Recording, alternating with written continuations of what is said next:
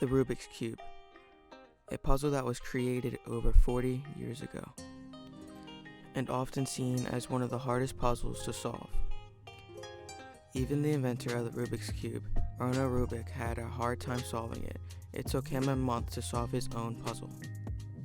I remember it being a challenge and thinking you had to be really smart to solve it, and this is a common misconception of solving it. It just takes practice and memorization. But back to Randon Rubik. Randon Rubik was a professor obsessed with finding a way to model three-dimensional movement to his students. He succeeded in doing this and was able to create his model of three-dimensional movement. But when he created the model, he also created the Rubik's Cube.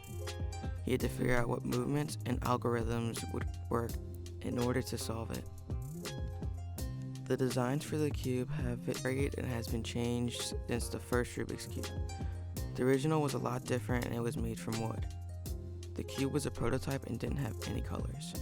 However, the first Rubik's Cube was different and had one color on each side.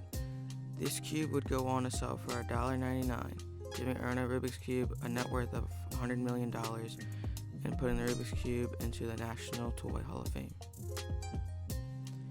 I was able to buy a Rubik's Cube for around $6, and that was what I was able to learn on. Now, solving the Rubik's Cube is no walk in the park. However, it does get easier with the practice.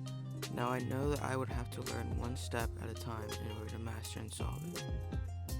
It was oftentimes difficult and stressful to solve and wanted to do it the right way, wondering which color had to go where for the correct movements, messing up the progress you had made, or even forgetting the algorithms. And this gets frustrating and makes you want to quit, and I almost did. But I didn't. So to give you a little background knowledge on solving a cube, the trick is going by layer, meaning you start with the top layer, then the middle, and finally the bottom.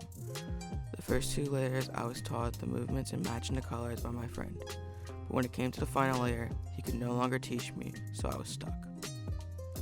And in a way, this is a reflection of life, because once you have solved the cube, it is like solving a problem in your life, only there are more, because next you will have to solve a 4x4 cube, which will be harder and will take more time to learn and master.